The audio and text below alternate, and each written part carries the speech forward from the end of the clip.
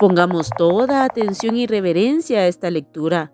Al final encontrarás un leve comentario y algunas preguntas para ver qué tanto asimilaste. Mateo 12. Los discípulos recogen espigas en el día de reposo. En aquel tiempo iba Jesús por los sembrados en un día de reposo y sus discípulos tuvieron hambre y comenzaron a arrancar espigas y a comer. Viéndolo los fariseos le dijeron: He aquí tus discípulos hacen lo que no es lícito hacer en el día de reposo. Pero él les dijo: ¿No habéis leído lo que hizo David cuando él y los que con él estaban tuvieron hambre? ¿Cómo entró en la casa de Dios y comió los panes de la proposición que no les era lícito comer ni a él ni a los que con él estaban, sino solamente a los sacerdotes? ¿O no habéis leído en la ley cómo en el día de reposo los sacerdotes en el templo profanan el día de reposo y son sin culpa? Pues os digo que uno mayor que el templo está aquí. Y si supieseis qué significa misericordia quiero y no sacrificio, no condenaríais a los inocentes, porque el Hijo del Hombre es Señor del día de reposo. El hombre de la mano seca.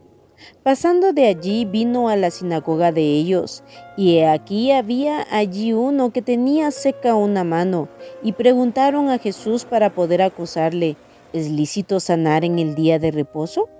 Él les dijo: ¿Qué hombre habrá de vosotros que tenga una oveja, y si ésta cayere en un hoyo en día de reposo, no le eche mano y la levante? Pues ¿cuánto más vale un hombre que una oveja? Por consiguiente, es lícito hacer el bien en los días de reposo. Entonces dijo a aquel hombre: Extiende tu mano. Y él la extendió y le fue restaurada sana como la otra. Y salidos los fariseos tuvieron consejo contra Jesús para destruirle. El siervo escogido. Sabiendo esto, Jesús se apartó de allí y le siguió mucha gente, y sanaba a todos, y les encargaba rigurosamente que no le descubriesen, para que se cumpliese lo dicho por el profeta Isaías cuando dijo: He aquí mi siervo a quien he escogido, mi amado en quien se agrada mi alma. Pondré mi espíritu sobre él, y a los gentiles anunciará juicio. No contenderá ni voceará, ni nadie oirá en las calles su voz. La caña cascada no quebrará, y el pábilo que humea no apagará, hasta que saque a victoria el juicio, y en su nombre esperarán los gentiles. La blasfemia contra el Espíritu Santo. Entonces fue traído a él un endemoniado, ciego y mudo, y le sanó, de tal manera que el ciego y mudo veía y hablaba. Y toda la gente estaba atónita y decía: ¿Será este aquel hijo de David? Mas los fariseos al oírlo decían: Este no echa fuera los demonios, sino por Belcebú, príncipe de los demonios. Sabiendo Jesús los pensamientos de ellos, les dijo: Todo reino dividido contra sí mismo es asolado, y toda ciudad o casa dividida contra sí misma no permanecerá. Y si Satanás echa fuera a Satanás, contra sí mismo está dividido. ¿Cómo pues permanecerá su reino? Y si yo echo fuera a los demonios por Beelzebú, ¿por quién lo echan vuestros hijos? Por tanto, ellos serán vuestros jueces. Pero si yo por el Espíritu de Dios echo fuera a los demonios, ciertamente ha llegado a vosotros el reino de Dios. Porque ¿cómo puede alguno entrar en la casa del hombre fuerte y saquear sus bienes si primero no le ata? Y entonces podrá saquear su casa. El que no es conmigo, contra mí es, y el que conmigo no recoge, desparrama. Por tanto os digo, todo pecado y blasfemia será perdonado a los hombres, mas la blasfemia contra el Espíritu no les será perdonada. A cualquiera que dijere alguna palabra contra el Hijo del Hombre le será perdonado, pero al que hable contra el Espíritu Santo no le será perdonado ni en este siglo ni en el venidero. O haced el árbol bueno y su fruto bueno, o haced el árbol malo y su fruto malo, porque por el fruto se conoce el árbol. Generación de víboras, ¿cómo podéis hablar lo bueno siendo malos? porque de la abundancia del corazón habla la boca. El hombre bueno del buen tesoro del corazón saca buenas cosas, y el hombre malo del mal tesoro saca malas cosas. Mas yo os digo que de toda palabra ociosa que hablen los hombres, de ella darán cuenta en el día del juicio.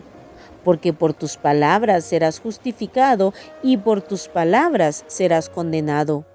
La generación perversa demanda señal. Entonces respondieron algunos de los escribas y de los fariseos diciendo: Maestro, deseamos ver de ti señal. Él respondió y les dijo: La generación mala y adúltera demanda señal, pero señal no les será dada, sino la señal del profeta Jonás.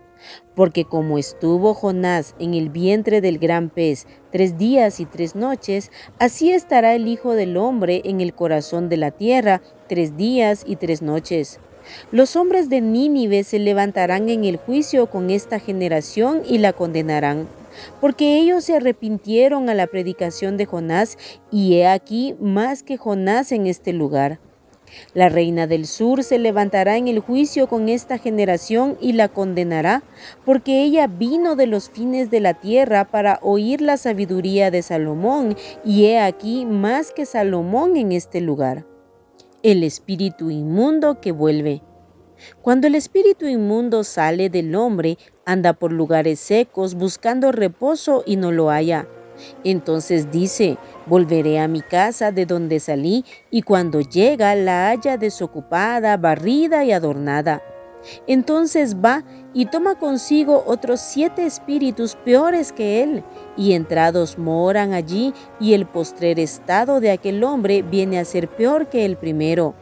Así también acontecerá a esta mala generación. La madre y los hermanos de Jesús. Mientras él aún hablaba a la gente, he aquí su madre y sus hermanos estaban afuera y le querían hablar. Y le dijo uno: He aquí tu madre y tus hermanos están afuera y te quieren hablar. Respondiendo él al que le decía esto, dijo: ¿Quién es mi madre? ¿Y quiénes son mis hermanos? Y extendiendo su mano hacia sus discípulos, dijo: He aquí mi madre y mis hermanos, porque todo aquel que hace la voluntad de mi Padre que está en los cielos, ese es mi hermano y hermana y madre. En este capítulo vemos la oposición de los religiosos contra Cristo. Vale la pena meditar que la oposición principal y el rechazo no fue de las rameras o prostitutas, de los publicanos o de cualquier pecador empedernido, sino de los fariseos, de los religiosos. Su orgullo y dureza de corazón era tal que lo acusaron de ser siervo de Satanás y que por el poder de Satanás echaba fuera demonios. En este capítulo se habla por primera vez que planificaron destruirle. Dios no nos llama a ser religiosos. La religión nos lleva a confiar en nosotros mismos como santos o como merecedores de salvación. El llamado es a confiar en Jesucristo como el único medio de salvación y tener un corazón humilde y obediente a Él y a su palabra. Como termina este capítulo en el versículo 50, el que hace la voluntad de mi Padre que está en los cielos, ese es mi hermano y hermana y madre, o sea, los más cercanos. Porque también, como dice en el versículo 30, el que no es conmigo, contra mí es, y el que conmigo no recoge, desparrama. Que Dios nos conceda estar del lado de Cristo, amarle, servirle, honrarle, confiar en Él. Ahora veamos qué tanta atención pusiste y responde a estas preguntas. Si no las sabes, pues vuelve a leer, vuelve a repasar. Pregunta número 1. ¿Qué hicieron los discípulos en el día de reposo? Número 2. ¿Quién es Señor del día de reposo? Número 3. ¿A quién sanó Jesús en este capítulo en el día de reposo? Número 4. ¿Qué dijo Jesús acerca de un reino, una ciudad o una casa dividida? Número 5. ¿Cuál es el pecado que no será perdonado? Número 6. ¿Por dónde sale lo que hay en el corazón, sean tesoros buenos o sean tesoros malos? Número 7. ¿Quiénes se levantarán en el juicio contra esa generación que le vio y escuchó, pero no creyó ni se arrepintió? Número 8. ¿Cuál es la actitud del espíritu inmundo que regresa y encuentra un corazón vacío? Número 9. Mientras Jesús decía estas palabras, ¿quiénes estaban afuera esperándole porque querían hablar con él?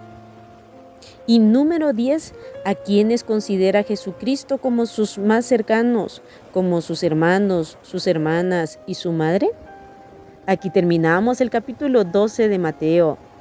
Recuerda todos los días apartar tiempo para leer y meditar tu Biblia y orar y estar en la presencia del Señor. Que Dios te bendiga.